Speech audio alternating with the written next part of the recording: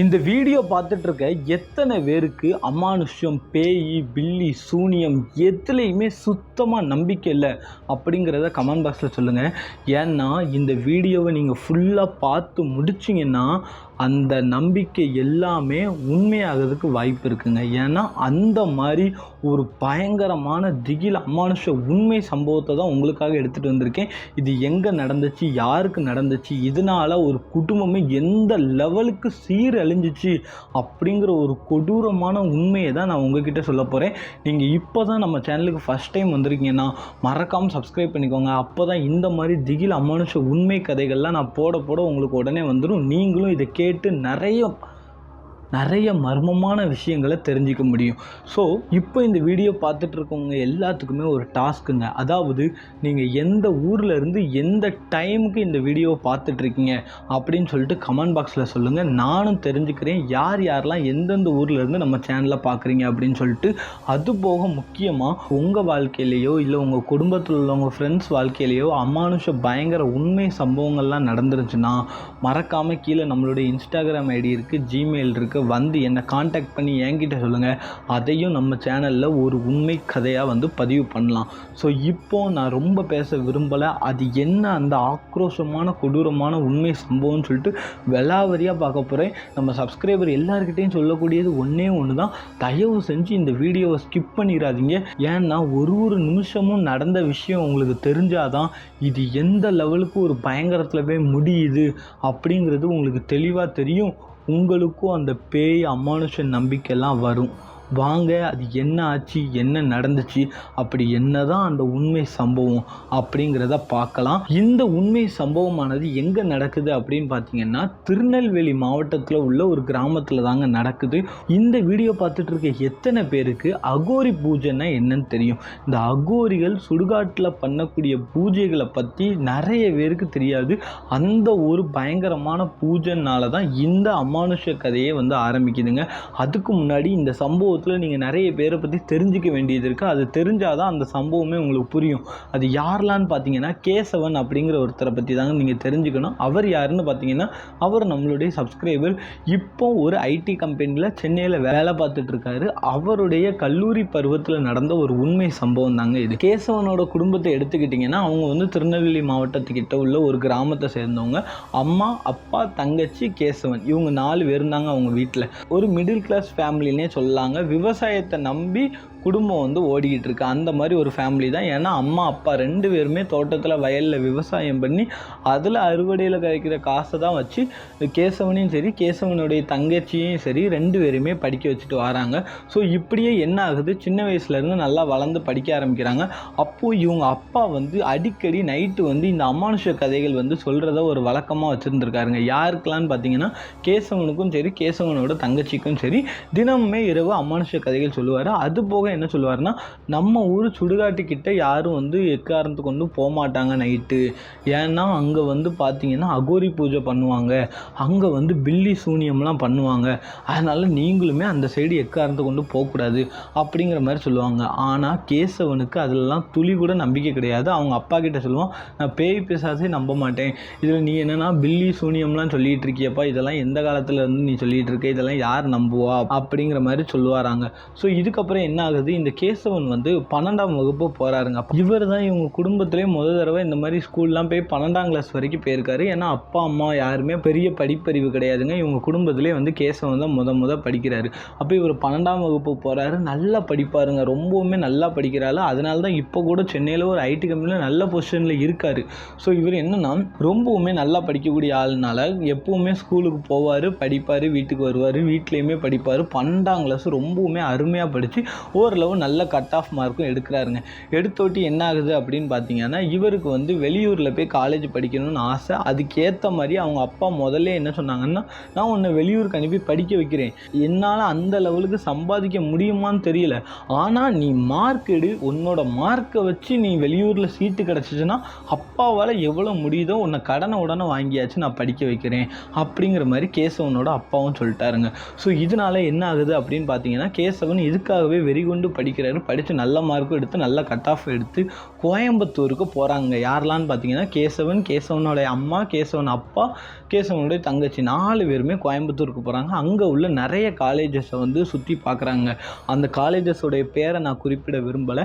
அதில் உள்ள நிறைய காலேஜஸை சுற்றி பார்க்குறாங்க. எல்லா காலேஜுக்குமே இவருக்கு வந்து நல்ல மதிப்பெண் இருக்கனால நிறைய மார்க்கே கிடைக்கிது. அப்போ என்ன ஆகுது அப்படின்னு பார்த்தீங்கன்னா கோயம்புத்தூர்லேயே ஒன் ஆஃப் த டாப் காலேஜில் வந்து இவருக்கு வந்து சீட்டு கிடைக்கிதுங்க. ஆனால் இவர் என்ன பண்ணுறாருன்னு பார்த்தீங்கன்னா அங்கே சீட்டு இருந்தாலுமே அங்கே வந்து சீட்டை கன்ஃபார்ம் பண்ணல. ஃபஸ்ட்டு வந்து எல்லா காலேஜையும் சுற்றி பார்த்துட்டு நம்ம இன்னொரு நாள் வந்து எந்த காலேஜுன்னு ஃபிக்ஸ் பண்ணிப்போம் அப்படிங்கிற மாதிரி முடிவு பண்ணிட்டு தான் எல்லோரும் சுற்றி பார்க்குறாங்க. சுற்றி பார்த்துட்டு நிறைய காலேஜ் பிடிச்சிருக்கு. இவங்க என்ன பண்ணுறாங்க, திரும்ப வீட்டுக்கு வந்துடுறாங்க. அதுக்கப்புறம் என்ன ஆகுது அப்படின்னு பார்த்தீங்கன்னா கேசவனுடைய ஃப்ரெண்டு ஒருத்தர் இருந்துக்கிட்டு என்ன சொல்கிறாருன்னா, நானும் வந்து கோயம்புத்தூரில் தான் படிக்க போகிறேன், நீயும் நானும் சேர்ந்து ஒரே ஹாஸ்டலில் கூட தங்கிடலாம், நம்ம ரூம் எடுத்து கூட வெளியே தங்கிடலாம் அப்படிங்கிற மாதிரி சொல்லி கேசவனுக்கு வந்து நல்லாவே ஒரு ஆசை வார்த்தையை காட்டுறாருங்க. அதாவது என்னென்னா, இந்த மாதிரி நானும் ஒரு ஃப்ரெண்டு, அதாவது 2 பேரும் ஸ்கூலில் ஒன்றா தானே படித்தாங்க, ஸோ நான் வந்து ஃப்ரெண்டு தானே, நீ வா நம்ம 2 பேரும் வெளியூரில் போய் படிப்போம், அதுவும் கோயம்புத்தூரில் அவர் சொல்கிற காலேஜை படிக்கணுங்காருங்க. இவர் சொல்கிற காலேஜ் யார், இந்த ஃப்ரெண்டு சொல்கிற காலேஜ் வந்து அந்த கோயம்புத்தூரில் கேரளா பார்டர் அந்த சைடு இருக்கக்கூடிய ஒரு காலேஜுங்க. அந்த சைடு நிறைய காலேஜ் இருக்குது. நீங்களாக குறிப்பிட்டு எந்த காலேஜையும் நினச்சிடாதீங்க, அந்த காலேஜோட பேரையும் நான் சொல்ல விரும்பலை. ஸோ இதனால் என்ன ஆகுதுன்னா, இவங்க அம்மா அப்பா கிட்ட வந்து அந்த காலேஜ் தான் நல்லா இருக்கும், அது ஒரு நல்ல காலேஜ், என்ன அங்கே சேர்த்து விடுங்க, இந்த மாதிரி நம்ம ஃப்ரெண்டுமே அங்கே தான் படிக்கானா, ஸோ நாங்கள் 2 பேரும் ஒன்றா ஹாஸ்டலில் இருந்துருவோம் அப்படி இப்படின்லாம் சொல்கிறாங்க. ஸோ இதனால் அவங்க அப்பா என்ன சொல்கிறாருன்னா, எல்லோரும் என்ன சொல்கிறாங்கன்னா, அந்த நம்ம சீட்டு கிடச்ச காலேஜ் வந்து டாப் காலேஜ், அதை விட்டுட்டு நீ ஏன் இந்த காலேஜ் போகணுன்னு ஆசைப்படுற அப்படிங்கிற மாதிரி சொன்னோட்டி, இல்லை நான் இங்கே தான் போவேன், நான் இதை பற்றி விசாரிச்சுட்டேன், இதுவும் நல்ல காலேஜ் தான் அப்படிங்கிற மாதிரி சொல்லியிருக்காருங்க. ஸோ இதுக்கப்புறம் என்ன ஆகுது அப்படின்னு பார்த்தீங்கன்னா, சரி நம்மளுக்கு என்ன தெரிய போகுது, பையன் தான் நல்லா படிச்சிருக்காம்ல, அவனுக்கு தெரியாததான் நம்மளுக்கு தெரிய போகுதுன்னு சொல்லிட்டு அவங்க அம்மா அப்பா என்ன பண்ணுறாங்கன்னா அந்த காலேஜ்லேயே சீட்டு வாங்கலாம் அப்படிங்கிற மாதிரி முடிவு பண்ணுறாங்க. இவர் ஃப்ரெண்ட்ஸோட ஃபேமிலியும் போகிறாங்க, இவங்க ஃபேமிலியும் போகிறாங்க. ஸோ போய் என்ன பண்ணுறாங்கன்னா சீட்டு வாங்குறாங்க, பயக்களுக்கு ஹாஸ்டல் எல்லாத்தையுமே பார்க்குறாங்க. இப்போ தான் கேசவன் வந்து நம்பவே முடியாத ஒரு விஷயம் நடக்குதுங்க. என்னன்னு பார்த்தீங்கன்னா, அவர் கூடயே இருந்தார் தெரியுமா ஃப்ரெண்டு, அவர் என்ன சொல்லியிருப்பாருன்னா, எப்படியும் நீ எந்த காலேஜ் போனாலும் ஹாஸ்டலில் தான் தங்குவேன், இதே நான் படிக்கிற காலேஜுக்கு நீ வந்தன்னா நம்ம 2 பேருமே ஹாஸ்டலில் தங்கலாம், ஸோ உனக்கும் ஒரு உறுதுணையாக ஆள் இருக்கும் அப்படின்னு சொல்லி தான் இந்த ஃப்ரெண்டை இங்கே வர வச்சார். ஆனால் இங்கே வந்தோட்டி கோயம்புத்தூரில் அந்த ஃப்ரெண்டுக்கு ஒரு சித்தப்பா வீடு இருக்குதாங்க. அந்த சித்தப்பா வீட்டிலேருந்து இவர் டெய்லி வந்துக்குவேன் அப்படிங்கிற மாதிரி ஒரு குண்டை தூக்கி போடுறாரு. இப்போ என்ன ஆச்சு அப்படின்னு பார்த்தீங்கன்னா, கேசவனை வந்து ஓப்பனாகவே ஏமாற்றிட்டாருங்க. இவருக்கு துணைக்கு ஆள் வேணுங்கிறதுக்காக கேசவனை வந்து ஏமாற்றி அந்த காலேஜில் சேர்த்து விட்டுட்டாரு. இது போக என்ன ஆகுது அப்படின்னு பார்த்தீங்கன்னா, கேசவன் வந்து இப்போ தனியாக ஹாஸ்டலில் வந்து இதாகிட்டார். அப்படி நாட்கள் போகுது. இவங்க வந்து காலேஜ் ஓப்பனிங் டேட்டுன்னு சொல்லியாச்சு. இவங்க வந்து காலேஜில் வந்து சேர்ந்தாச்சுங்க. சேர்ந்தோட்டி கொஞ்சம் காலேஜ் நல்லா தான் போகுது. ஹாஸ்டலில் இவர் இருக்கிறாரு. இவர் இருந்தாலும் என்னதான் திருநெல்வேலியில் ஒரு கிராமத்துலேருந்து வந்தவர், அங்கே எல்லா ஊர்க்காரங்களும் இருப்பாங்க, எல்லாருமே இருப்பாங்க, மலையாளிஸ் இருப்பாங்க, ஹிந்திக்காரங்க இருப்பாங்க, வெளி ஊர் மக்கள்லாம் இருப்பாங்க. அந்த மாதிரி பசங்களாம் இருந்தோட்டி இவர் கொஞ்சம் அடாப்ட் ஆக கஷ்டப்பட்டாலுமே ஒரு கட்டத்தில் நல்லாவே அடாப்ட் ஆக ஆரம்பிக்கிறாருங்க. மதுரைக்காரங்க, ராமநாதபுரம், தூத்துக்குடி, கன்னியாகுமரி, சென்னை இந்த மாதிரி இடத்துல உள்ள அவ்வளோ பசங்க கூடயுமே நல்லாவே ஜெல்லாக ஆரம்பிக்கிறாரு. எல்லாருமே கேசவன் கிட்ட நல்லாவே பழகுறாங்க. ஸோ இப்படியே போயிட்டு இருக்கும்போது கேசவனும் 3 மாதத்துக்கு ஒருக்க வீட்டுக்கும் வந்துட்டு போயிட்டுருக்காருங்க. அதாவது புதுசாக காலேஜ் படிக்கிறதுனால ஒரு 3 மாதத்துக்கு ஒருக்க தான் இவர் வந்து வீட்டுக்கே போவார். ஸோ இதனால் 3 மாதத்துக்கு ஒருக்க வீட்டுக்கு வந்து அந்த காலேஜில் நடக்கிறது அவங்க அம்மா அப்பா கிட்ட சொல்கிறதா இருக்கட்டும், இந்த மாதிரி நல்லாவே இருக்கிறாரு. அது போக ஃபோன் உண்டு, ஹாஸ்டலில் ஃபோன் உண்டு, அது மூலமாகவும் டெய்லி பேசுவார்.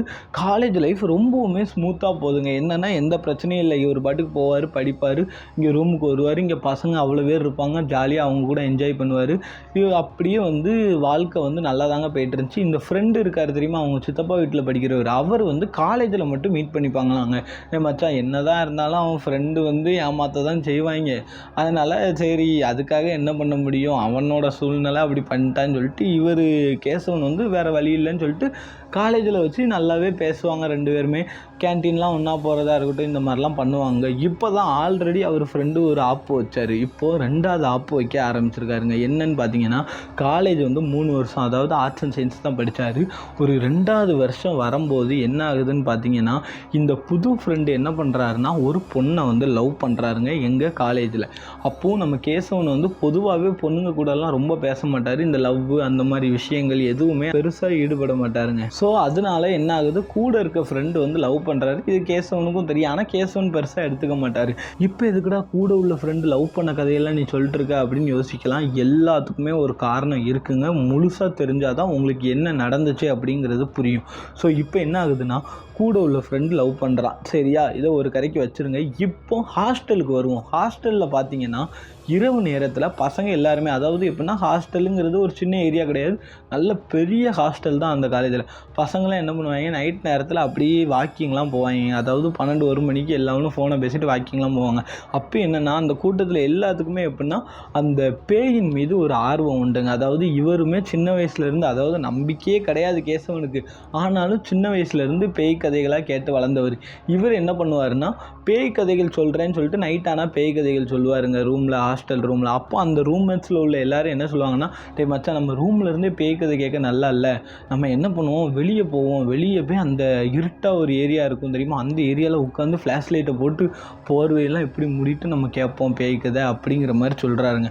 சொன்னோட்டி என்ன ஆகுது அப்படின்னு பார்த்தீங்கன்னா, கேசவனுக்கும் வந்து ஓகேன்னு தோணிட்டு, ஸோ இவங்க எல்லாரும் என்ன பண்ணுறாங்க, அந்த இடத்துக்கு போகிறாங்க. அந்த இடத்துக்கு போயிட்டு அங்கே உட்காந்து இவர் பேய் கதை சொல்கிறாரு. ஆனால் அந்த ஹாஸ்டலில் வந்து யாருமே ரொம்ப வெளியெல்லாம் சுற்ற மாட்டாங்க. இவங்க என்ன பண்ணுறாங்க, வெளியே சுற்றுறதையும் தாண்டி யாருமே போகாத, ரொம்பவுமே பயமாக இருக்கும் பாருங்க, இருட்டாக இருக்கும், அந்த மாதிரி ஏரியாவுக்கு போகிறாங்க. அங்கே போய் பேய் கதை சொல்லிகிட்டு இருக்கும்போதே என்ன பண்ணிட்டாங்க, இவங்க ஃப்ரெண்ட்ஸ் எல்லாம் சேர்ந்து எவனையாவது பயமுடுத்தணும்னு முடிவு பண்ணிட்டு சவுண்டெல்லாம் ஒரு மாதிரி வர்ற மாதிரிலாம் செட் பண்ணி வச்சுட்டாங்க. அதாவது ஸ்பீக்கர்லேயே நம்ம பேய் சவுண்டெல்லாம் செட் பண்ணுவோம் தெரியுமா, அதெல்லாம் முன்னாடியே ப்ரிப்பேர் பண்ணி என்ன பண்ணிட்டாங்க, அது ஒரு 10-15 பேர் இருப்பாங்க எல்லோரும் சுற்றி உட்காந்து. இவங்க என்ன பண்ணிட்டாங்க, ஸ்பீக்கரில் அந்த பேய் சவுண்ட்லாம் போட்டுவிட்டு, இப்போ நீங்களே யோசிச்சு பாருங்கள், நைட்டு ஒரு 1 மணி 2 மணி இருக்குது. அந்த சமயத்தில் இருட்டான ஏரியாவில் வெறும் ஒரே ஒரு ஃப்ளாஷ் லைட்டை வச்சுட்டு சுற்றி உட்காந்து, அந்த இடத்துல நம்ம சும்மா போனாலே நம்மளுக்கு பேய் நம்பிக்கை இல்லைன்னாலே நம்மளுக்கு வந்து அந்த பேயெல்லாம் வந்து மைண்டுக்குள்ளே வர ஆரம்பிச்சிடும். ஐயோ இங்கே எதுவும் பேய் இருக்குமோ, பிசாசு இருக்குமோலாம் நம்ம மைண்டுக்குள்ளே வரும்.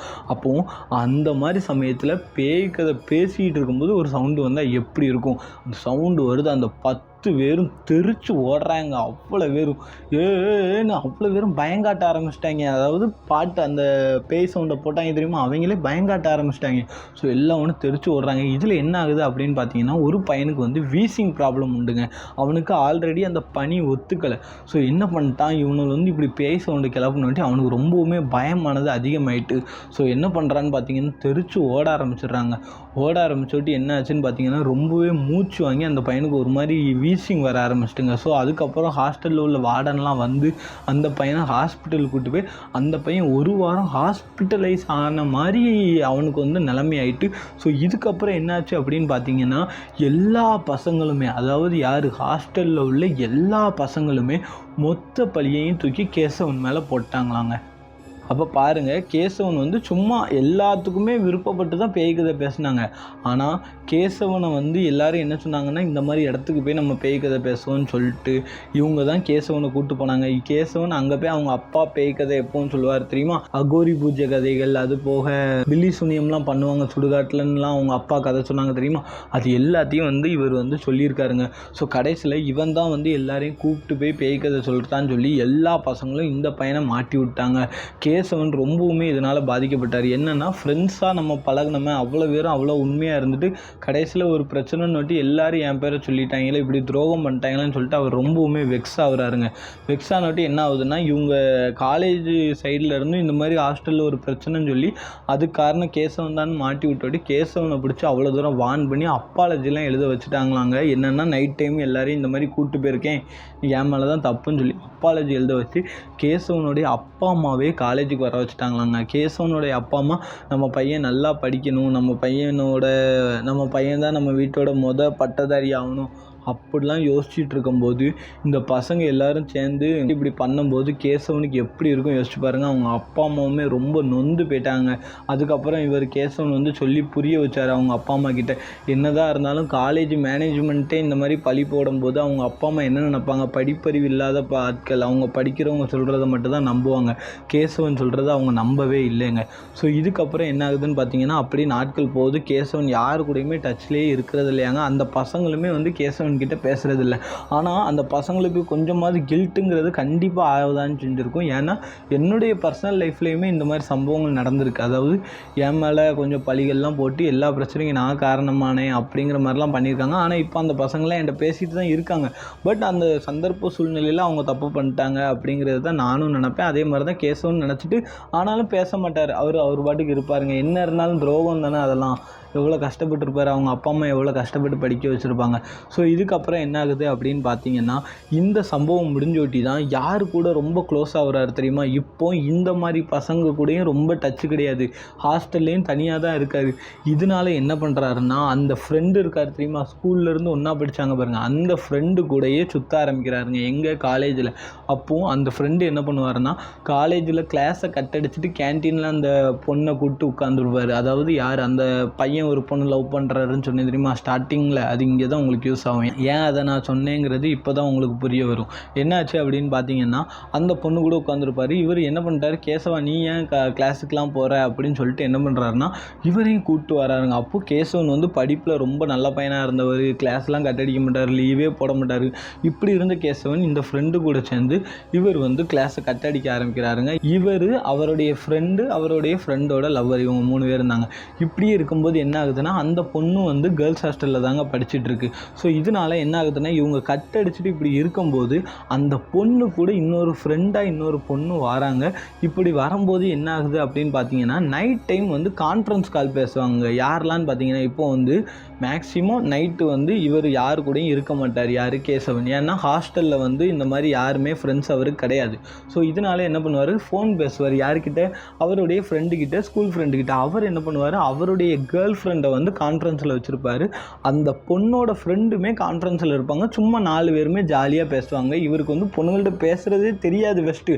ஆனால் அப்படி இருந்த மனுஷன் ஃப்ரெண்ட்ஸுக்குனால துரோகம் ஏற்பட்டு கடைசியில் இந்த மாதிரி வாராரு. இப்படி வரும்போது என்ன ஆகுதுன்னா, இந்த ஃப்ரெண்டு, அதாவது யார் அந்த ஸ்கூல் படித்தான் தெரியுமா, அந்த ஃப்ரெண்டும் அந்த ஃப்ரெண்டோட லவ்வரும் சேர்ந்து என்ன முடிவு பண்ணுறாங்கன்னா, கேசவனையும் இந்த பொண்ணோட ஃப்ரெண்டையும் நம்ம கோர்த்து விட்ருவோம். இவங்க 2 பேர் லவ் பண்ணிட்டாங்கன்னா நம்ம 2 பேரும் ஆல்ரெடி லவ்வர்ஸு, கேசவனே நம்ம லவ் பண்ண வச்சுட்டோன்னு வையன், 4 பேரும் சேர்ந்து நம்ம ஜாலியாக சுற்றலாம், என்ஜாய் பண்ணலாம் அப்படிங்கிற மாதிரிலாம் பக்காவாக பிளான் பண்ணுறாங்க. பிளான் பண்ணதுக்கு ஏற்ற மாதிரியே டெய்லி கேசவனையும் இவர் கட்டடிக்க வச்சுக்கிட்டே இருக்கார். அந்த பொண்ணையுமே அந்த பொண்ணு கட்டடிக்க வச்சுக்கிட்டே இருக்குது. யார், கேசவனை வந்து ஒரு பொண்ணு லவ் பண்ண வைக்கணும் அப்படிங்கிற மாதிரி ஒரு பொண்ணை முடிவு பண்ணாங்க தெரியுமா, அந்த பொண்ணையும் கட்டடிக்க வைக்கிறாங்க. 2 பேரையும் ஆகும்னா பக்கத்தில் உட்கார வச்சுட்டு சும்மா கதை விடுற மாதிரி கதை விட்டுட்டு இருக்காங்க. கேசவனும் என்ன பண்ணுறாரு, அந்த பொண்ணுக்கிட்ட நல்லாவே க்ளோஸாக பேசுகிறாரு. அந்த பொண்ணுமே கேசவன்கிட்ட நல்லா க்ளோஸாக பேசுகிறாங்க. டெய்லி கான்ஃபரன்ஸ் கால் பேசும்போது, என்ன 2 பேர் கதையே சரியில்லையே, 2 பேரும் என்ன லவ் பண்ணுறீங்களா அப்படி இப்படின்னு சொல்லியே 2 பேர்த்துக்கு மேலேயுமே ஒருத்தருக்கு ஒருத்தர் லவ்வை இவங்களே வர வைக்கிறாங்க. யார், அந்த கேசவனுடைய ஸ்கூல் படித்த ஃப்ரெண்டும் அவருடைய லவ்வரும் சேர்ந்து இவங்க 2 பேருக்கும் ஃபீலிங்ஸ் இருக்கோ இல்லையோ இவங்களுக்காக இவங்க 2 பேரையும் லவ் பண்ண வைக்கிறாங்க. இது தெரியாமல் கேசவனும் சரி அந்த பொண்ணும் சரி 2 பேரும் மாற்றி லவ் பண்ண ஆரம்பிக்கிறாங்க. இப்போ நீங்கள் யோசிச்சு பாருங்கள், ரொம்ப படிப்பாளியாக இருந்தவர், வந்து பொண்ணுங்கள்ட்டே பேசாதவர், இப்படி வெளியூர் காலேஜுக்கு வந்து பயங்கரமாக இப்போது ஒரு பொண்ணை லவ் பண்ணுற ரேஞ்சுக்கு இவர் வந்து மாறியிருக்காரு. இப்போ இப்படியே போயிட்டு இருக்கும்போது என்ன ஆகுது அப்படின்னு பார்த்தீங்கன்னா, இந்த 2 ஜோடிகள் இருக்காங்க தெரியுமா, யார், நம்ம கேசவனும் கேசவனுடைய லவ்வரும், கேசவனுடைய ஃப்ரெண்டும் கேசவனுடைய ஃப்ரெண்டோட லவ்வரும். என்னடா ரொம்ப குழப்பறேன்னு யோசிக்காதீங்க. ஃப்ரெண்டு லவ்வரு, கேசவன் லவ்வர் அப்படின்னு புரிஞ்சுக்கோங்க. ஏன்னா எந்த ஒரு பேரையுமே இந்த இடத்துல அவர் சொல்லக்கூடாது அப்படிங்கிற மாதிரி நம்மக்கிட்ட சொல்லியிருக்காரு. அந்த ஒரு காரணத்துக்காக என்னால் எந்த பேரையுமே உங்கள்கிட்ட சொல்ல முடியாதுங்க. ஸோ மன்னிச்சுக்கோங்க. ஸோ இந்த மாதிரி ஞாபகம் வச்சுக்கோங்க. இப்போது கிளாஸை தானே கட்டடிச்சிட்டு இருந்தாங்க. இதுக்கப்புறம் ஒரு ஸ்டெப்பு போய் இப்போ என்ன பண்ணுறாங்கன்னா, சாட்டர்டே சண்டே ஃபுல்லாக வீக்கெண்ட் அவுட்டிங் போக ஆரம்பிக்கிறாங்க. அந்த பொண்ணுங்க அவுட்டிங்னு சொல்லிட்டு ஹாஸ்டலில் கேட் பாஸ் வாங்கிட்டு வெளியே வந்துடும். இவங்களும் ஹாஸ்டலில் கேட் பாஸ் வாங்கிட்டு வெளியே வந்துட்டு 4 பேரும் சேர்ந்து கோயம்புத்தூரே ஜாலியாக சுற்றுறாங்க. அங்கே வந்து ப்ரூக் ஃபீல்ட்ஸ் மால் உண்டு, ஃபன் மால் உண்டு, எல்லாமே உண்டு. என்னடா உனக்கு எப்படி தெரியும்னு பார்க்காதீங்க, நானும் அப்படி சுற்றினவன் தான் இப்படி கடைசியில் உட்காந்துருக்கேன். இப்போ என் நிலைமையை பார்த்தீங்களா? சரி, அதெல்லாம் வேண்டாம். அதெல்லாம் நம்ம தனி வீடியோவை இன்னொரு வீடியோ போட்டுருவோம். அதை பற்றி எதுக்கு இப்போ பேசிக்கிட்டு, ஐயோ நம்ம மைண்ட் அங்கே போதே. சரி, இப்படி வந்து கேசவன் ரொம்ப ஜாலியாக வந்து சுற்றி இருக்கிறாருங்க. ஸோ இதுக்கப்புறம் என்ன ஆச்சு அப்படின்னு பார்த்தீங்கன்னா, கேசவனுடைய படிப்பு கொஞ்சம் கொஞ்சமாக கம்மியாக ஆரம்பிச்சிடுங்க. எந்த மாதிரி அப்படின்னு பார்த்தீங்கன்னா, இவ்வளோ நாள் நல்ல மார்க் எடுத்துகிட்டு இருக்கவர் இப்போ வந்து கொஞ்சம் கொஞ்சமாக அரியர் வைக்க ஆரம்பிக்கிறாருங்க. என்னன்னு பார்த்தீங்கன்னா, இந்த எக்ஸாம் டைமில் காலேஜ் எப்போவுமே ஃப்ரீயாக தானே இருக்கும். ஸோ இந்த எக்ஸாமை கட் அடிச்சுட்டு இவர் வந்து அவுட்டிங் போக ஆரம்பிக்கிறாருங்க. இந்த மாதிரி இவருடைய நிலைமையானது போயிட்டுருக்கு. இது போக ஒரு கட்டத்தில் வந்து வீட்டு பக்கம் போகிறாரு தெரியுமா. வீட்டு பக்கம் போனாலுமே அங்கேயுமே அவங்க அம்மா அப்பா கூட ரொம்ப டைம் ஸ்பெண்ட் பண்ணாமல் இந்த பொண்ணுக்கிட்டே பேசிகிட்டு இருக்காரு. அந்த லெவலுக்கு இந்த பொண்ணு மேலே ஒரு பைத்தியமாகவே ஆயிட்டார். ஸோ இதுக்கப்புறம் தான் இந்த ஃப்ரெண்டு வந்து ஒரு முடிவு பண்ணுறாரு. என்னென்னா, காலேஜ் தேர்ட் இயர் வரப்போகுதுங்க. தேர்ட் இயரில் என்ன பிளான் பண்ணுறாங்கன்னா, இந்த பொண்ணும் அந்த பொண்ணும் சேர்ந்து தனியாக வெளியே ரூம் எடுத்துட்டோம். ரூம் எடுத்துட்டா கேசவனும் எப்படியாவது ரூம் எடுத்துருவான் தனியாக. அப்போது நம்ம வந்து இவ்வளோத்துக்குள்ளே காலேஜிலேருந்து அவுட் பாஸ் அப்படி இப்படிலாம் யோசிக்காமல் நம்ம காலேஜே கட்டடிச்சு சுற்றலாம். இப்போ மண்டே டியூஸ்டே கூட காலேஜ் தான் போகிறோன்னு வீட்டில் சொன்னால் கூட நம்ம ரூம் எடுத்துருக்கனால யாரும் நம்ப போகிறது கிடையாதுல அப்படின்னு சொல்லிட்டு முடிவு பண்ணிட்டாங்க. ஸோ இதை வந்து கேசவன்ட்டேன்னு சொல்கிறாரு. கேசவனுக்கு இது பிடிச்சிருக்குங்க. ஏன்னா அவருடைய மைண்ட் செட்டு ஃபுல்லாக படிக்கணும் அப்படி இப்படின்லாம் இல்லாமல் ஃபுல்லாக அந்த பொண்ணு மேலே மட்டும்தான் இப்போ அவருக்கான அந்த மைண்ட் செட் இருக்குது. ஸோ இதுக்கப்புறம் என்ன ஆகுது அப்படின்னு பார்த்தீங்கன்னா, கேசவனை அவருடைய ஃப்ரெண்டு வந்து சொல்லிட்டாரு, டே மச்சான் இந்த மாதிரி ரூம் எடுக்கலான்னு பிளான் பண்ணியிருக்காங்கடா அந்த பொண்ணுங்க, உன் ஆளும் சொல்லியிருப்பா. ஸோ நீ எப்படியாவது உங்கள் வீட்டில் பேசி ரூம் எடுன்னதுக்கு கேசவன் என்ன பண்ணிட்டாரு, அவர் வீட்டில் ஃபோன் அடித்து இங்கே பசங்கள்லாம் என்னை ரேகிங் பண்ணுறாங்க, ஆல்ரெடி அவங்களுக்கு எனக்கு ஒத்து போக மாட்டேங்குது, நான் இன்னும் 1 வருஷம் தானே இருக்குது, நான் அது வெளியே ரூம் எடுத்து தங்குறேன், என்னை தயவு செஞ்சு என் பேச்சை கேளுங்க, இங்கே ஃபுட்டும் எனக்கு சரிப்பட்டு வர மாட்டேங்குது அப்படி இப்படிங்க. அவங்க அம்மா அப்பா என்ன தான் வெளியூரில் பையனை தனியாக ரூம் எடுத்து இருந்துப்பானா வச்சுப்பானான்லாம் பயந்துருக்காங்க. ஆனாலும் நம்ம பையன் எந்த தப்பும் பண்ண மாட்டான், நம்ம பையன் வந்து சொன்னால் கரெக்டாக இருக்கும் அப்படிங்கிறத நம்பி இவருக்கு அந்த 15,000 ரூபா அட்வான்ஸு, 5,000 ரூபா வாடகைக்கு வந்து வீடு அவங்க ஃப்ரெண்டே பார்த்துட்டாங்க. அவங்க வீட்டிலேருந்து அட்வான்ஸ்லாம் கொடுத்து கேசவன் வந்து போகிறாரு. ஆல்ரெடி அந்த ரூமில் நிறைய பேர் தங்கி தான் இருக்காங்க. அதாவது எப்படின்னா, இவங்க காலேஜில் இருக்க பசங்கள்லாம் கொஞ்சம் பேர் இருப்பாங்க தெரியுமா, அவங்கெல்லாம் வெளியே ரூம் எடுத்து தங்கியிருப்பாங்கள்ல, அந்த மாதிரி தங்கி இருக்கக்கூடிய பசங்க இருக்கக்கூடிய அந்த ரூமாக தாங்க அந்த ரூம் இருக்குது. அந்த ரூமில் இவர் போய் ஜாயின் பண்ணிக்கிறாரு அட்வான்ஸ் வாடகையை கொடுத்துட்டு. ஸோ அதுலேருந்து கொஞ்சம் தூரம் தள்ளி அந்த பொண்ணுங்களும் ரூம் எடுக்குது. அந்த பொண்ணுங்களுமே தனியாக ரூம் எடுக்கல, ஆல்ரெடி நிறைய கேர்ள்ஸ் ரூம் எடுத்திருப்பாங்க தெரியுமா, அந்த மாதிரி இடத்துல தான் அந்த பொண்ணுங்களுமே ரூம் எடுத்திருக்கு. இப்போ என்னென்னா, இவ்வளோ நாள் கேசவன் வந்து அந்த சிகரெட்டு தண்ணி இந்த மாதிரி விஷயங்களை வந்து ரொம்ப அதுக்குள்ளே இன்டர்ஃபியர் ஆனதே கிடையாது. ஆனால் இப்போ ரூமில் உள்ள அந்த பசங்க எல்லாருமே எனி டைம் சிகரெட் அடிக்கிறதா இருக்கட்டும், அப்பப்போ தண்ணி அடிக்கிறதா இருக்கட்டும், இந்த மாதிரி நிறைய விஷயங்கள் பண்ணுறாங்க. ஆனால் கேசவனுக்கு வந்து என்ன ஆனாலும் இந்த மாதிரி விஷயத்துக்கு வந்து அடிக்ட் ஆகக்கூடாது அப்படிங்கிறத ரொம்பவே குறிக்கோளாக வச்சுட்டு இருக்காருங்க. ஸோ இப்படியே இவங்க லைஃப் போயிட்டுருக்கு. இந்த தேர்ட் இயருங்கிறது ஸ்டார்ட் ஆகி கொஞ்சம் மூவ் ஆகிட்டு இருக்குங்க. ஸோ இப்படியே போயிட்டு இருக்கும்போது எல்லார் வாழ்க்கையிலையும், அதாவது உங்கள் வாழ்க்கையில் என் வாழ்க்கையில் கூட நடந்திருக்கு, உங்கள் வாழ்க்கையிலையும் கண்டிப்பாக நடந்திருக்கும்னு நினைக்க, நடந்திருந்தா கமெண்ட் பாக்ஸில் சொல்லுங்கள். இந்த நடக்கக்கூடிய சம்பவம் நடக்குதுங்க யார், கேசவனுடைய வாழ்க்கையில். அது என்ன சம்பவம்னு சொல்லிட்டு உங்களுக்கு டவுட் வரலாம், சில பேர் கண்டுகூட பிடிச்சிருக்கலாம். என்னன்னா, பிரேக்கப்.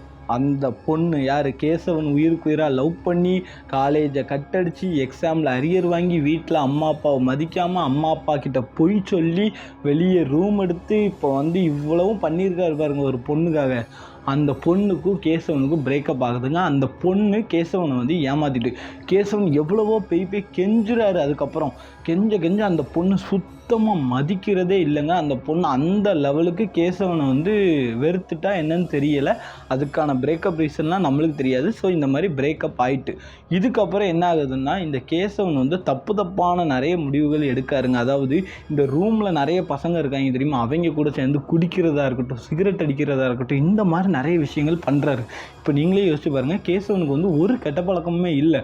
அப்போ அப்படிப்பட்ட மனுஷன் வந்து இந்த மாதிரி தப்பான விஷயங்கள் நிறைய பண்ணும்போது அவங்க அம்மா அப்பாக்கெல்லாம் எவ்வளோ கஷ்டமாக இருக்கும். ஆனால் அவங்க அம்மா அப்பாக்கெல்லாம் தெரியாது. இவர் என்ன பண்ணுறாரு, காலேஜுக்கே போகாமல் ஃபுல்லாக கட்டடிச்சிட்டு இந்த பொண்ணு கூட சுற்றின மாதிரி இப்போவும் காலேஜுக்கே போகாமல் கட்டடிச்சிட்டு குடிக்க ஆரம்பிச்சிட்டாருங்க. ஸோ இதெல்லாம் எதுக்குடா இப்போ சம்மந்தமே இல்லாமல் நீ சொல்லிட்டு இருக்கேன்னு சொல்லிட்டு நீங்கள் யோசிக்கலாம். நான் இப்போவும் சொல்கிறேன், நான் சொன்னால் காரணம் இல்லாமல் சொல்ல மாட்டேன். ஸோ ஃபுல்லாக தயவு தயவு செஞ்சு கேளுங்க. ஸோ இப்படியே போயிட்டு இருக்கும்போது காலேஜோடைய 3வது வருஷமே முடியுதுங்க. முடிஞ்சோட்டி அந்த ஃபேர்வெல் வருது, எல்லோரும் வந்து காலேஜ் விட்டு போகிறாங்க. அப்போ என்னென்னா இந்த பழைய பசங்க இருக்காங்க தெரியுமா, அதாவது என்னது இந்த பேய் கதை பேசி எல்லாமே பண்ணி கடைசியில் மாட்டி விட்டாங்க பாருங்க, அந்த பசங்க நான் ஸ்டார்டிங்லேயே சொன்னேன் அவங்களுக்கு கண்டிப்பாக கில்ட் ஆகும்னு சொல்லிட்டு, அந்த பசங்க வாலண்டரியாக வந்து டேய் கேசவா மச்சான் என்னை மன்னிச்சிடுறா, என்ன இருந்தாலும் நாங்கள் அப்படி பண்ணியிருக்கக்கூடாது, இன்ன வரை கில்ட்டாக இருக்குது, உன் மூஞ்சியே எங்களால் ஃபேஸ் பண்ண முடியலைன்னு சொல்லி திரும்ப எல்லோரும் ஒன்று போல் ஃப்ரெண்ட்ஸ் ஆகுறாங்க. அதுபோக கேசவன் இப்போ இருக்கிற நிலைமையை அவங்களுக்கு புரியும், இவ்வளோ கெட்டவனாக மாறி, அதாவது எப்படின்னா கெட்டவன் நான் சொல்ல மாட்டேன், இந்த மாதிரி குடிக்க அடிமையாகி இந்த மாதிரி போயிட்டானே அப்படின்னு சொல்லிட்டு அவங்க ஃப்ரெண்ட்ஸுக்குமே தெரிய வந்து என்னடா இப்படி ஆகிட்டேன்னு சொல்லி திரும்ப அந்த பழைய ஃப்ரெண்ட்ஸுகள் கூட சேர விடாமல் இவங்க கூட சேர்ந்து இவங்க நல்லா ஜாலியாக எல்லா இடத்துக்கும் போய் ட்ரிப்புலாம் போயிருக்காங்க. அதுக்கப்புறம் காலேஜ் அந்த முடிகிற டைமில் இந்த பசங்களாம் சேர்ந்து நல்லா ஜாலியாக இருந்திருக்காங்க. கேசவனை ஃபுல்லாகவே திருத்தி நல்ல ஒரு நிலைமைக்கு வந்து கொண்டு வர்ற மாதிரி அந்த ஃப்ரெண்ட்ஸ்லாம் திரும்ப இது பண்ணியிருக்காங்க.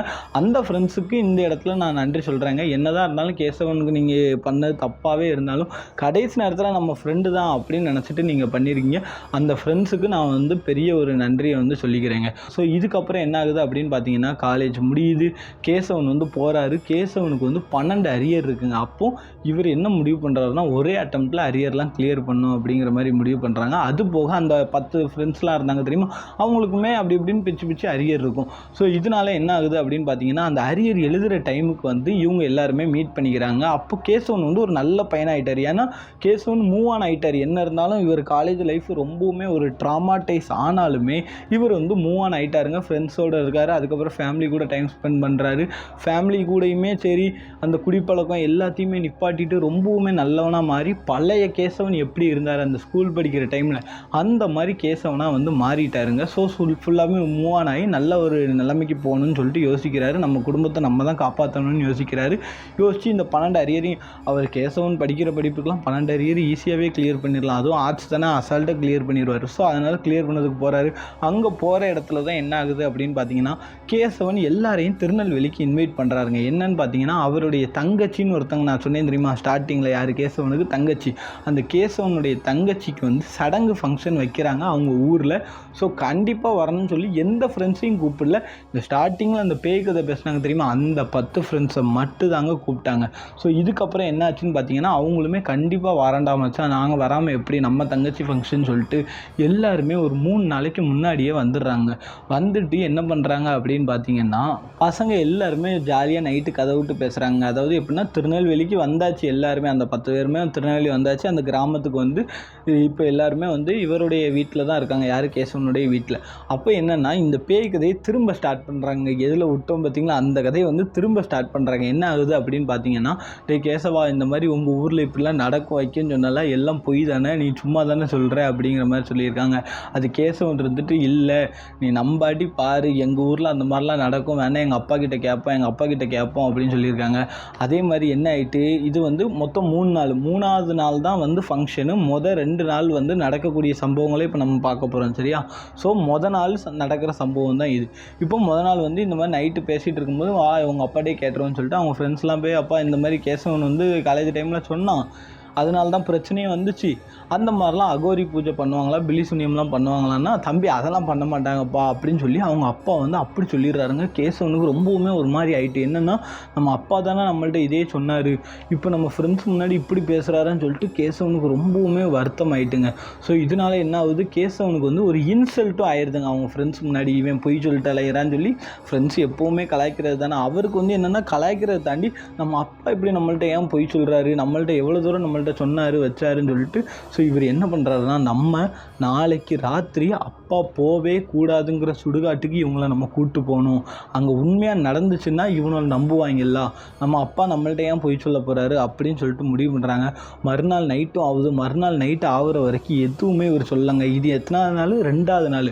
அப்போது மறுநாள் நைட்டு வந்து இந்த சம்பவம் நடக்குது. என்னென்னு பார்த்தீங்கன்னா இவர் ஃப்ரெண்ட்ஸுக்கிட்ட எல்லோரும் தூங்கிட்டாங்க. இவங்க என்னென்னா மொட்டை மாடியில் தான் இருக்காங்க.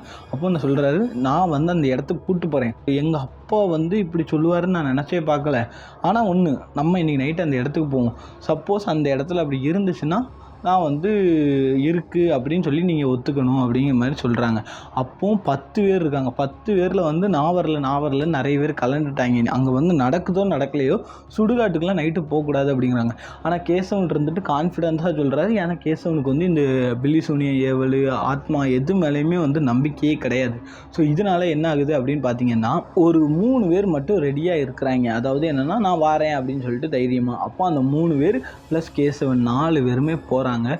அந்த இடத்துக்கு போகிறாங்க, எங்கள் சுடுகாட்டுக்கு. அந்த சுடுகாட்டு பாதைக்கு கூப்பிட்டு போகிறாரு. ரொம்பவுமே இருட்டாக இருக்குங்க. இப்போ தான் நம்ம கதையில் யாருமே நம்ப முடியாத கொடூரமான பயங்கரமான உண்மை பேய் சம்பவங்கள்லாம் வரப்போகுதுங்க. என்ன ஆகுது அப்படின்னு பார்த்தீங்கன்னா, அந்த இருட்டு பாதைக்குள்ளே போகிறாங்க. ஃபோனில் உள்ள டார்ச் லைட் மட்டும் தான் இருக்குது. அதை அடிச்சுட்டு போகிறாங்க. ஒரு கட்டத்தில் தூரத்தில் இருந்து ஏதோ பயங்கரமான சவுண்டு வருதுங்க. யாரோ ஒரு ஆள் பயங்கரமாக கத்துற மாதிரியான சவுண்டானது வருதுங்க. ஸோ இதனால் என்ன ஆகுதுன்னா, அவங்க அப்படியே கிட்ட போகிறாங்க. போய் பார்க்கும்போது அந்த சுடுகாட்டோட தகன மேடை இருக்கும் தெரியுமா, அதாவது ஒரு பில்லர் போட்டு தகன மேடைன்னு ஒன்று கெட்டி வச்சுருப்பாங்க. அந்த தகன மேடைக்குள்ளே நிறைய பேர் உட்காந்துருக்காங்க. யாரெல்லாம்னு பார்த்தீங்கன்னா, இந்த வெள்ளை வேட்டி வெள்ளை சட்டை போட்டு ஒரு 4-5 பேர் உட்காந்துருக்காங்க. அதே மாதிரி ஒரு அகோரிங்க இந்த திருநார் உடம்பு ஃபுல்லாக பூசிட்டு கோமணம் மட்டும் தான் கெட்டியிருக்காரு. முட்டியெல்லாம் அப்படி ஜட்டா முடியாக இருந்தால் எப்படி இருக்கும் அந்த மாதிரி இருக்குங்க. அந்த இடம் வந்து அவர் கேசவன் சொன்னார், இப்படிலாம் அந்த இடம் இருக்குது எப்படின்னு பார்த்தீங்கன்னா, நான் சொன்ன மாதிரிலாம் இருக்குது. இப்போது அந்த அகோரி வந்து அப்படி ஒரு மாதிரி ஆடிட்டு இருக்காராங்க. ருத்ர தாண்டவம் ஆடுவாங்க தெரியுமா, அந்த மாதிரி ஆடிட்டு இருக்காராங்க. அது போக மண்டை ஓடு இருக்குது தெரியுமா, அந்த மண்டை ஓட ஒரு இலை போட்டு மண்டை ஓடு வச்சு, மண்டை ஓட்டுக்கு மேலே கொஞ்சம் பூஜை ஜாமான் வச்சு, அந்த இடத்துல நிறைய பூஜை ஜாமான் வச்சு இவர் அப்படி போட்டு ஆடுதாருங்க. ஆடிக்கிட்டே இருக்கும்போது என்ன பண்ணுறாருன்னு பார்த்தீங்கன்னா, தன்னுடைய நாக்கை கத்தியால் வெட்டி அதில் உள்ள ரத்தம் சொட்டும் தெரியுமா, அந்த ரத்தத்தை அப்படியே அந்த மண்டை ஓட்டு மண்டையில் அப்படியே கொடுக்குறாரு. அது போக ஒருத்தரால் கூட்டு வராரு, கையை வெட்டி அந்த கையில் உள்ள ரத்தத்தையும் அப்படி கொடுக்குறாருங்க. இதை பார்த்து அவங்களுக்கு பயங்கரமான பயங்க. ஏன்னா இப்போ அந்த இடத்துல என்ன இருக்கும் என்ன இருக்காதுங்கிறத எதுவுமே நம்பி வரல. ஏன்னா ஆல்ரெடி இவருக்கு சுத்தமாக நம்பிக்கை கிடையாது. யாருக்கு? கேசவனுக்கு. இவரே என்னென்னா, நம்ம ஃப்ரெண்ட்ஸுன்னா நம்ம அசிங்கப்பட்டுட்டோம், நம்ம ப்ரூவ் பண்ணணுன்ட்டு தான் கூப்பிட்டு வந்தார். இவருக்கே அன்எக்ஸ்பெக்டட் தான் இந்த விஷயமே.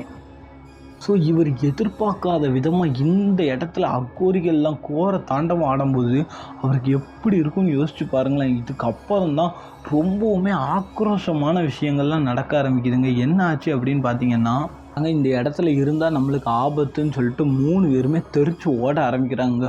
அப்போவும் ஏதோ ஒரு உருவம் இவங்கள பார்த்து முறைச்சிக்கிட்டே இருக்கிற மாதிரி இவங்களுக்கு தெரிஞ்சிருக்குங்க. இவரும் என்ன பண்ணுறாரு, கேசவன் என்ன பண்ணுறாரு, ஏதோ பின்னாடி தெரியுற மாதிரி இருக்குடா, பாருங்கடான்னு ஒட்டி அவங்க ஃப்ரெண்ட்ஸும் திரும்புகிறாங்க. திரும்பி பார்த்தா அந்த தகன மேடைக்கு நேர்கிட்ட ஒரு குட்டியாக ஒரு கொட்டூரமாக ஒரு ராட்சசை மாதிரியான ஒரு உருவம் இவங்க 3 பேரும் இப்படி வெறிக்க பார்த்துட்ருக்குங்க. இவங்க 3 பேருக்கும் சரியான பயம். தெரிச்சு வீட்டுக்கு போக ஆரம்பிச்சிட்டாங்க. வீட்டுக்கு போன உடனே இவங்க சொல்கிறத வந்து யாருமே நம்பலை. 3 பேரும் சொல்கிறாங்க, இந்த மாதிரி இருக்குடா, நாங்கள் ஒரு உருவத்தை பார்த்தோன்னு சொல்லி அந்த மிச்சம் உள்ள எல்லார்ட்டையும் சொல்கிறாங்க. யாருமே நம்பவே இல்லைங்க. நல்லா 3 பேரும் சேர்ந்து பிராடு வைக்கிங்களா எங்கள்கிட்டயே, யாரை ஏமாற்ற பார்க்கிங்க அப்படி இப்படின்னு தான் சொல்கிறாங்களே தவிர 3 பேர் சொல்கிறத நம்பவே இல்லைங்க. ஸோ இதனால் என்ன ஆகுது அப்படின்னு பார்த்தீங்கன்னா, மறுநாள் அதாவது என்னது, அவங்க தங்கச்சிக்கு சடங்கு நடக்கக்கூடிய நாளும் வருது. வந்தோட்டி எல்லோரும் ஃபங்க்ஷனை அட்டன் பண்ணுறாங்க. ஃபங்க்ஷனை அட்டன் பண்ணிட்டு நைட்டு வழக்கம் போல் இருக்காங்க. பஸ் ஏறி எல்லோரும் ஊருக்கு கிளம்பணும். ஆனால் அன்றைக்கி நைட்டு யாருக்குமே பஸ்ஸு கிடைக்கலங்க. ஏன்னா திருநெல்வேலி அது ஒரு கிராமம். ஃபங்க்ஷன் முடியவே லேட் ஆகிட்டு அங்கேருந்து டவுன் போகிற பஸ் எதுவுமே கிடைக்கல. ஸோ என்ன பண்ணுறாங்க, பிளானை 1 டே எக்ஸ்டெண்ட் பண்ணுறாங்க. ஸோ இதனால் இன்றைக்கி நைட்டு நம்ம கண்டிப்பாக அந்த இடத்த போய் எக்ஸ்பீரியன்ஸ் பண்ணணும் அப்படின்னு சொல்லிட்டு அந்த மிச்சம் உள்ள பசங்க சொல்கிறாங்க. ஏன்னா இவங்க 3 பேரும் அவங்க ஸ்டாண்டில் கரெக்டாக இருக்காங்க, நாங்கள் பார்த்தோம்னு சொல்லிட்டு. ஸோ இதுக்கப்புறம் என்ன ஆகுது அப்படின்னு பார்த்தீங்கன்னா, மிச்சம் உள்ள எல்லாரையும் கூப்பிட்டு போயிட்டு தனித்தனியாக 3 பேராக பிரிஞ்சு அந்த தகன மேடைக்கிட்ட போகிறாங்க. எங்கே நேற்று நைட்டு ஒரு சுடுகாட்டுக்கு போனாங்கல்ல, அந்த சுடுகாட்டுக்கு போகிறாங்க.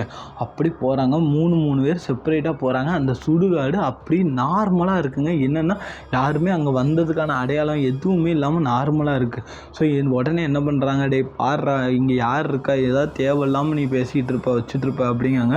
அப்படி பேசிக்கிட்டே இருக்கும்போது பின்னாடி ஒரு ஆள் இருந்துட்டு, யார் நீங்கள் அப்படின்னு கேட்குறாருங்க. இவங்க என்ன ஏதுன்னு சொல்லிட்டு பின்னாடி திரும்பி பார்க்குறாங்க. யார் தெரியுமா அந்த இடத்துல இருந்தா, அந்த இடத்துல இருந்தது அந்த அகோரி. எப்படி இருக்கும் பாருங்கள். அந்த அகோரியை இவங்க எல்லாரையும் பார்த்துட்டு யார் நீங்கள் அப்படின்னு சொன்னோட்டி இவங்க பயக்க எல்லாரும் தெரிச்சு ஓட ஆரம்பிக்கிறாங்க. தெரிச்சு ஓடினோட்டி என்ன ஆகுது அப்படின்னு பார்த்தீங்கன்னா, அந்த 10 பேரில் 9 பேருமே தெரிச்சு ஓடுறாங்க அந்த அகோரியை பார்த்துட்டு. ஆனால் லோக்கல் கையில் நம்ம கேசவன் அவர் என்ன பண்ணுறாருன்னா, இவருக்கு வந்து இந்த விஷயத்தெல்லாம் பார்த்தாரு. ஆனாலுமே இந்த பில்லி சூனியம் எது மேலேயுமே நம்பிக்கையே இல்லைங்க. ஸோ உடனே அந்த அகோரி கிட்ட போயிட்டு, என்ன ஊரை ஏமாற்றிட்டு அலையிறீங்களா பில்லி சூனியம் சாமியாருன்னு சொல்லிட்டு, நேற்று பார்த்தேன் என்னெல்லாமோ வித்த காட்டிட்டு இருந்தீர் நீர், என்னையா நீர் அப்படி இப்படின்னு சொல்லி அவரோட இதில் வந்து பேசுகிறாரு. இந்த 9 பேருமே தெரிச்சு ஓடிட்டாங்க எல்லாம் ஒன்றுமே. அப்போ இவர் மட்டும் இருக்காரு. அப்போ நீ நம்பலையா என்ன, நான் வந்து என்னெல்லாம் பண்ணுவேன் தெரியுமா, நான் எத்தனை பேர் வாழ்க்கையை அழிச்சிருக்கேன் தெரியுமா அப்படி இப்படிங்காரு. ஆனால் கேசவன் வந்து துளி கூட அவரை நம்பாமல் அவரை ஃபுல்லாக வம்பிழுத்துக்கிட்டே இருக்காருங்க அந்த அகோரியை. கேசவனுக்கு வந்து எது மேலேயும் நம்பிக்கை இல்லாதனால அந்த அகோரியை போட்டு பயங்கரமாக வம்பிழுக்கிறாரு. உடனே அந்த அகோரி என்ன பண்ணுறாரு, என் கூட வா அப்படின்னு சொல்லிட்டு அந்த தகன மேடையை கூட்டு போகிறாருங்க. அந்த மேடை கூட்டு போயிட்டு அன்னைக்கு ஒரு பணம் எரிஞ்சிருக்கும் தெரியுமா, அந்த எரிஞ்ச பணத்தோட மண்டை ஓட்டை அப்படி எடுக்கிறாருங்க. எடுத்து அந்த இடத்துல வைக்கிறாரு. வச்சுக்கிட்டு போட்டு பயங்கரமாக ஒரு ருத்ர தாண்டவம் ஆடுறாருங்க. இவர் கேசவன் இப்படி கையை கட்டிட்டு, நீ என்ன பண்ணணுமோ பண்ணு, இதெல்லாம் நம்பக்கூடிய ஆள் நான் கிடையாது அப்படின்னு சொல்லி ரொம்ப நக்கலாக பேசிகிட்டு இருக்காருங்க. சுடுகாட்டில் செய்த தவறு அப்படிங்கிறது இது தாங்க. ஏன்னு பார்த்தீங்கன்னா, அவர் பண்ணது எந்த லெவலுக்கு ஒரு பெரிய தவறுங்கிறது அப்போ கேசவனுக்கு தெரியவே இல்லை. கேசவன் அந்த அகோரியை போட்டு பயங்கரமாக போட்டு பாடாப்படுத்துறாரு. என்னென்னா ஃபுல்லாக அவரை கலாய்க்கிறதா இருக்கட்டும், இந்த மாதிரி விஷயங்கள்லாம் பண்ணுறதா இருக்கட்டும். அவங்க ஃப்ரெண்ட்ஸ் 9 பேருமே போயிட்டாங்க. ஆனால் அவங்களுமே வந்து கேசவன் எங்கே ஆளக்கானோ அப்படிலாம் வந்து தேடிட்டே இருக்கும்போது என்ன ஆகுது அப்படின்னு பார்த்தீங்கன்னா, கேசவன் வந்து அந்த இடத்துக்கு நடந்து வந்துடுறாருங்க. அப்போ என்னாச்சு கேசவா, ஏன் இவ்வளோ நேரம் என்னாச்சுங்கப்போ, அப்போ கேசவன் வந்து இதுக்கப்புறம் அந்த விஷயத்தை சொல்கிறாரு. என்னென்னா, இப்போ நம்மளுக்கு தெரிஞ்சது எது வரைக்கும், அந்த அகோரியை வந்து ஆடினாரு அப்படிங்கிற வரைக்கும். அதுக்கப்புறம் டைரெக்டாக கேசவன் வந்து அவங்க ஃப்ரெண்ட்ஸை பார்த்துட்டாரு.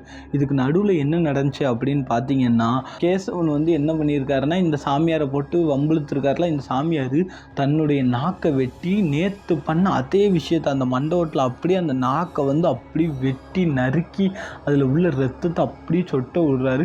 இப்போ என்ன பண்ணுறாருன்னா, உன் தலைமுடியை கொடு அப்படின்னு சொல்லிட்டு கேசவனுடைய தலைமுடியை கேட்டிருக்காரு.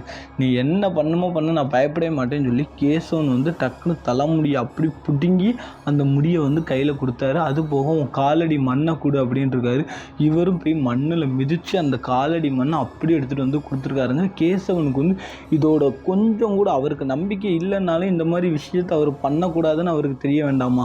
ஆனால் அது எதுவுமே யோசிக்காமல் அந்த ஆள் சொல்கிறத கேட்டுக்கிட்டு அவர் வந்து பண்ணியிருக்காரு. ஸோ இப்போ என்னாச்சு அப்படின்னு பார்த்தீங்கன்னா, இவர் என்ன பண்ணியிருக்காரு, அந்த மண்ணையும் அந்த முடியையும் வச்சு அந்த மண்டை ஓட்டு மேலே இந்த இடத்த அறுத்து, அதாவது அவருடைய கையை அறுத்து அது மூலமாக வர்ற ரத்தத்தை அந்த மண்டை ஓட்டு இதெல்லாம் வச்சு அப்படி வச்சுருக்காருங்க. வச்சோட்டி நீ போ, என்னைக்கா இருந்தாலும் நீ என்னை தேடி வருவ அப்படின்னு சொல்லியிருக்காரு. அதெல்லாம் வருவோம் பார்த்துக்கலாம், போயா கோமணத்தை கட்டிட்டு வந்துட்டான் அப்படின்னு சொல்லி அந்த அகோரி அப்போ கூட கிண்டல் பண்ணிட்டு இவர் போயிருக்காருங்க. இதை எல்லாத்தையும் அவர் ஃப்ரெண்ட்ஸுக்கிட்டே சொல்லியிருக்காங்க. அவங்க ஃப்ரெண்ட்ஸுக்குமே பயம், அவர் யார் என்னன்னு தெரில, அவர் பார்க்க பெரிய பயங்கரமான சாமியார் மாதிரி இருக்காரு, நீ ஏன்டா இப்படிலாம் பண்ணிட்ட வச்சுட்டேன்னதுக்கு இவர் வந்து அவர் தங்கச்சி ஃபங்க்ஷனுக்கு ஃப்ரெண்ட்ஸ்லாம் வந்திருக்காங்க, அவங்க முன்னாடி கெத்து காட்டணும் பார்த்தீங்களா, அதுக்காகவே இந்த பெர்ஃபார்மன்ஸ்லாம் போட்டிருக்காரு.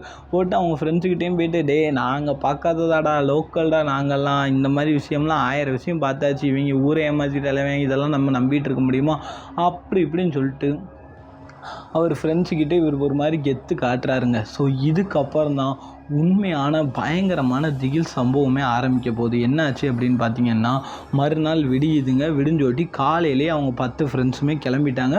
கேசவா பார்த்து இருடா, என்ன ஏதுனாலும் ஒரு வாரத்தை ஃபோன் அடிச்சு சொல்லிடுங்க, போங்கடா ஊரை பார்க்க, அவ்வளோதான் ஃபங்க்ஷன் முடிஞ்சிட்டு அடுத்து எவனா ஃபங்க்ஷன் வச்சா கூப்பிடுங்க அப்படின்னு சொல்லிட்டு ஜாலியாக ஃப்ரெண்ட்ஸ்லாம் கேதர் ஆனோட்டி அதை ஒரு கன்க்ளூஷனாக நீட்டாக முடிச்சுட்டு எல்லாருமே கிளம்பிட்டாங்க.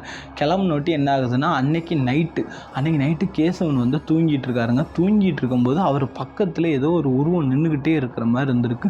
இவருக்கு வந்து ஏதோ நம்ம பக்கத்தில், இப்போ நம்மளுக்கே சென்ஸ் ஆகும் தெரியுமா, இப்போ நம்ம இருக்கோம், நீங்கள் உங்களுக்கு பக்கத்தில் யாராவது நிற்கும் போது நம்ம நேராக பார்த்துட்டு இருந்தாலும் யாரோ ஒரு ஆள் நிற்கிற மாதிரியே நம்மளுக்கு கண்டிப்பாக சென்ஸ் ஆகும். இந்த மாதிரி தான் கேசவனுக்கு வந்து சென்ஸ் ஆயிருக்குங்க. டக்குன்னு யாருன்னு சொல்லிட்டு அப்படி திரும்பி பார்த்துருக்காரு, அந்த இடத்துல யாருமே இல்லை. இப்படியே தொடர்ந்து அன்றைக்கி நைட்டு நடந்துக்கிட்டே இருக்குது. ஒரு கட்டத்தில் என்னன்னு பார்த்தீங்கன்னா, அப்படி படுத்துருக்காரு. மேலே வந்து சீலிங் ஃபேன் ஓடிட்டுருக்கு. மேலே அன்னைக்கு நான் ஒரு குட்டி உருவம்னு சொன்னேன் தெரியுமா, அதாவது நாள் இவங்க சுடுகாட்டுக்கு போகும்போது ஒரு குட்டி உருவம் இவங்களை வெறிக்க பார்த்துட்டு இருந்துச்சு தெரியுமா, அந்த உருவம் அப்படி எரிஞ்ச நிலமையில ஒரு குட்டி சாத்தான்னு சொல்லுவாங்க தெரியுமா, குட்டி சாத்தான் தான் அந்த எரிஞ்ச நிலைமையில உடம்பு கை கால்லாம் எரிஞ்சு மூஞ்செல்லாம் ஒரு மாதிரி செதஞ்சுவே இருக்குது. அந்த உருவத்தில் அந்த குட்டி சத்தம் மேலே இருந்து முறைச்சிக்கிட்டே இருக்குங்க. யாரை? கேசவனை. கேசவன் வந்து டக்குன்னு முழிச்சு மேலே பார்க்குறாரு. பார்த்தா அந்த உருவம் பார்த்து பயங்கரமாக அம்மானு கத்துறாரு. அடுத்த நிமிஷம் என்ன நடந்துச்சுன்னே தெரில. மறுநாள் காலில் தான் கேசவன் எந்திக்கிறாரு. எந்திரிச்சோட்டி அவங்க அம்மா அப்பா கிட்ட, அம்மா என்னன்னு தெரிலம்மா, நான் ஏதோ நேற்று நைட்டு பார்த்தேம்மா அப்படி இப்படின்னு ஒட்டி அவங்க அம்மா அப்பா ஏதாவது கெட்ட கனவு கண்டிருப்பா, உனக்கு தான் எது மேலேயும் நம்பிக்கை கிடையாது, நீ என்ன இப்படிலாம் பேசிகிட்டு இருக்கேன்னு சொல்லி அசால்ட்டாக விட்டுட்டாங்க. ஸோ இப்படியே போயிட்டு இருக்கும்போது என்னென்னா, இந்த கேசவனுடைய நடவடிக்கை கொஞ்சம் கூட சரியில்லை. அவருடைய நடவடிக்கை ரொம்ப மாறுதலாக ஏற்படுது. என்னன்னு பார்த்தீங்கன்னா, வீட்டில் ரொம்ப ஒழுங்காகவே சாப்பிடவே மாட்டேங்காருங்க. அதாவது என்ன கொடுத்தாலும் அவர் சாப்பிடாம கொஞ்சம் வாரங்கள்லேயே அவருடைய உடம்பு ரொம்ப ஒல்லி ஆகுதுங்க. அந்த மாதிரி ஆகுது. இது போக இரவு நேரத்தில் ரத்த வாந்தி ரொம்ப அதிகமாக எடுக்கிறாரு. இது வந்து அவங்க வீட்டில் உள்ள யாருக்குமே தெரியறதில்ல.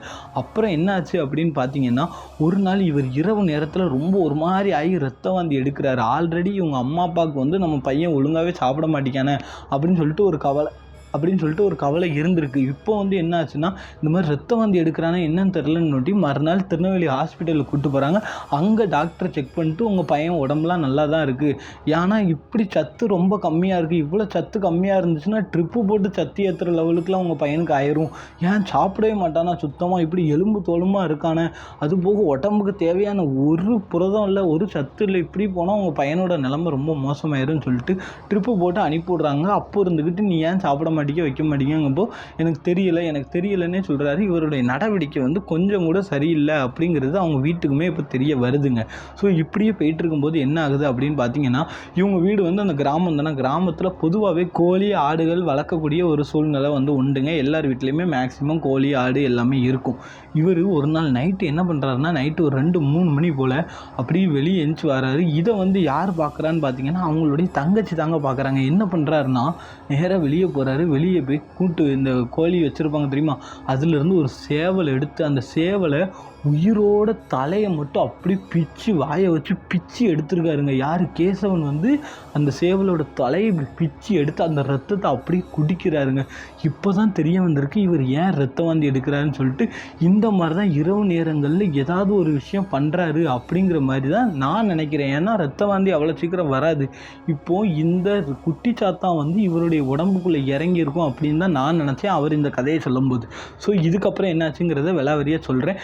இப்போ இந்த மாதிரி தலையை பிச்சு ரத்தத்தை குடிக்க ஆரம்பிச்சிட்டாரு பார்த்தீங்களா. இது அவர் தங்கச்சி பார்த்துட்டு கத்த ஆரம்பிச்சிட்டுங்க. அவங்க அப்பா அம்மாலாம் எந்திரிச்சிட்டாங்க. எந்திரிச்சு லைட்டெல்லாம் போட்டு பார்க்குறாங்க. கேசவன் வந்து வாயிலிருந்து எல்லாம் ரத்தம் வடிய அந்த செத்த சேவலை இப்படி கையில் வச்சுட்டு நின்றுட்டுருக்காருங்க. அவங்க அம்மா அப்பா என்னாச்சு கேசவாங்க.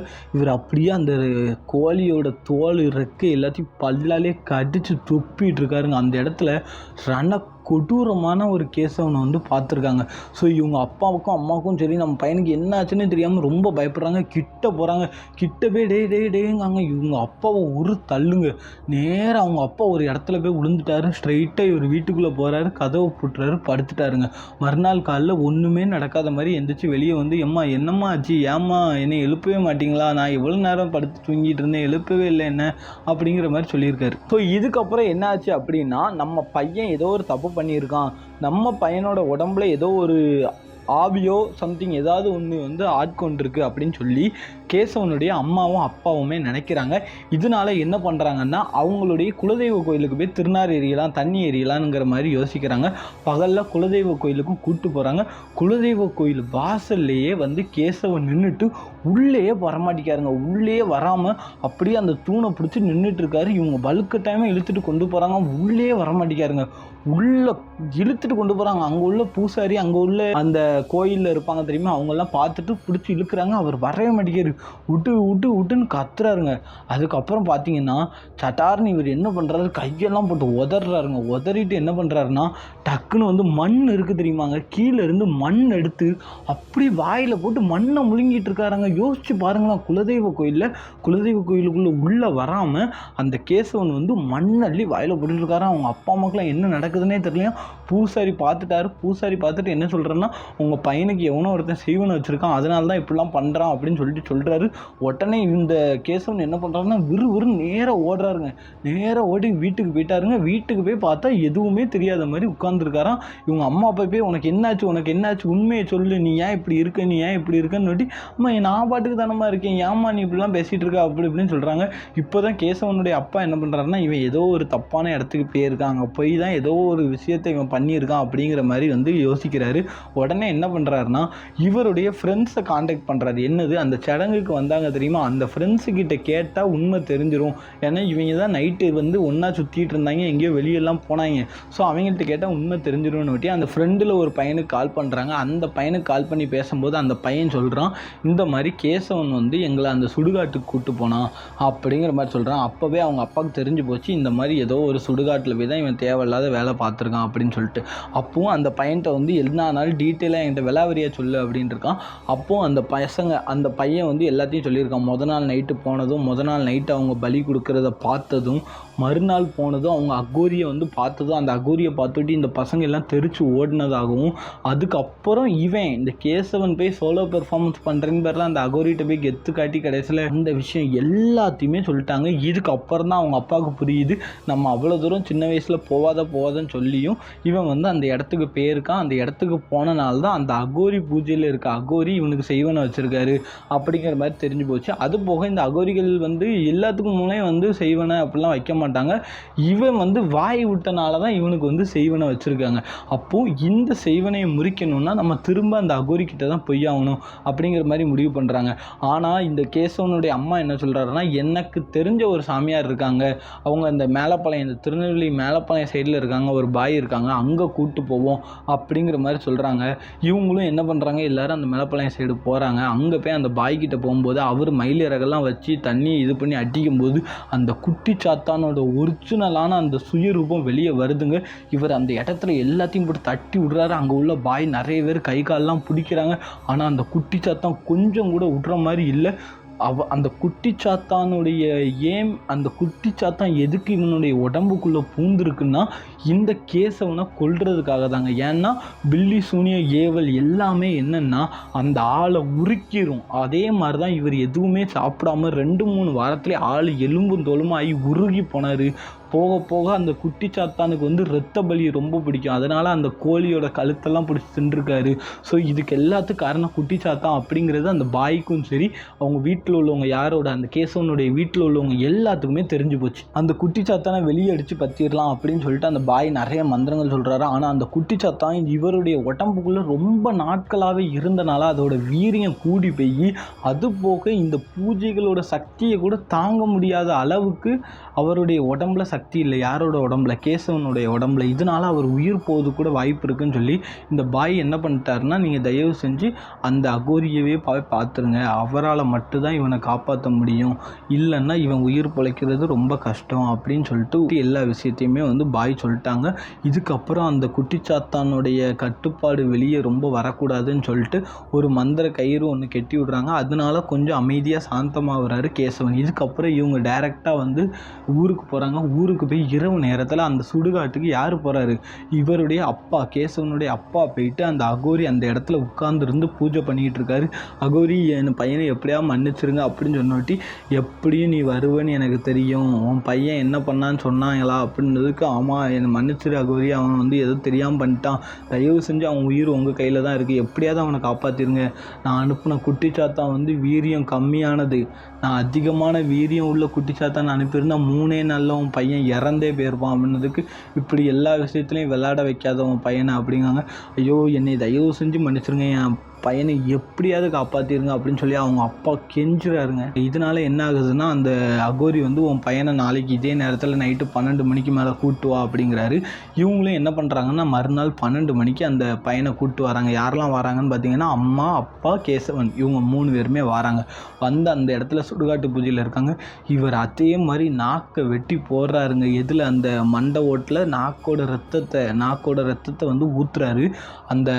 அந்த குட்டிச்சாத்தான் ரூப ரூபத்தில் இருக்கார் தெரியுமா நம்ம கேசவன். அவர் அப்படியே அந்த சுடுகாட்டில் அந்த தகன மேடை மலியாக பெய்யி அந்த ரத்தத்தை அப்படியே நாக்கால் நக்குனாராங்க. அப்பவும் எப்படி இருக்கும் யோசிச்சு பாருங்கள். நக்குன்னு அடுத்த நிமிஷம் சுய நினைவுக்கு திரும்ப வாராருங்க. அதுக்கப்புறம் அந்த குட்டி சாத்தான் அவர் உடம்ப விட்டு போயிட்டான். அதுக்கப்புறம் இந்த மாதிரி அந்த அகோரியோட சக்தியை தெரிஞ்ச அந்த கேசவன் அந்த அகோரிக்கிட்ட மன்னிப்பு கேட்டு அவர்கிட்ட ஆசீர்வாதமும் வாங்கினார். இதுக்கப்புறம் இந்த மாதிரி விஷயத்தில் விளையாடாத, தெய்வம் அப்படிங்கிறது உண்மையாக இருந்துச்சுன்னா அமானுஷ்யம், பில்லி சூனியம், பேய் அப்படிங்கிறது உண்மை தான். நல்லது அப்படிங்கிறது இந்த உலகத்தில் இருந்துச்சுன்னா கெட்டது அப்படிங்கிறது இந்த உலகத்தில் இருக்கும். அதை புரிஞ்சு நடந்துக்க அப்படின்னு சொல்லிட்டு அந்த அகோரி சொல்லியிருக்காரு. குடும்பத்தோடு போய் எல்லாரும் சேர்ந்து அந்த அகோரியோட காலில் விழுந்திருக்காங்க. இந்த மாதிரி எந்த தப்பும் பண்ண மாட்டோம்னு சொல்லி மன்னிப்பும் கேட்டிருக்காரு. அதுக்கப்புறம் அவர் நார்மலான லைஃப்பை லீட் பண்ணியிருக்காராங்க. அன்னையிலேருந்து எந்த விஷயத்தை அவர் வாழ்க்கையில் நம்பவே இல்லையோ, அதாவது பில்லி சூனியம் எதையும்லாம் நம்பாமல் இருந்தாரோ, பேய் பிசாசு, அது எல்லாத்தையும் அன்னையிலேருந்து நம்ப ஆரம்பித்தார். தெய்வத்தையும் ரொம்ப நம்ப ஆரம்பித்து தெய்வத்தின் மீது ரொம்ப அன்பு செலுத்த ஆரம்பித்தார். எந்த ஒரு தேவையில்லாத வேலையும் பார்க்காம அவர் நீட்டாக அந்த அரியரை கிளியர் பண்ணி இப்போ ஒரு நல்ல வேலையில் இருக்கார். இப்போ உங்களுக்கு புரிஞ்சிருக்கும். இந்த வீடியோவோட ஸ்டார்டிங்கில் சொல்லியிருப்பேன், நீங்கள் நம்பாத பல விஷயங்களை இந்த வீடியோ உங்களை நம்ப வைக்கும்னு சொல்லியிருக்கேன். நீங்கள் இந்த சம்பவத்தை பற்றி என்ன நினைக்கிறீங்க அப்படிங்கிறத மறக்காமல் கமெண்ட் பாக்ஸில் சொல்லுங்கள். இதே மாதிரி உங்களுக்கோ இல்லை உங்கள் குடும்பத்தில் உள்ளவங்க ஃப்ரெண்ட்ஸ் யாருக்காக இருந்தாலும் சரி அமானுஷ திகில் உண்மை சம்பவம் நடந்துச்சுன்னா மறக்காமல் நம்ம சேனலில் டிஸ்கிரிப்ஷனில் நம்மளுடைய கான்டாக்ட் டீட்டெயில்ஸ் இருக்குது. அதில் என்ன கான்டாக்ட் பண்ணி என்கிட்ட சொல்லுங்கள். அதையும் நம்ம வீடியோவாக போடலாம். இன்னொரு அமானுஷ உண்மை சம்பவத்தில் உங்களை சந்திக்கிறேன். அதுவரை உங்களிடமிருந்து விடைபெறுகிறேன். வணக்கம்.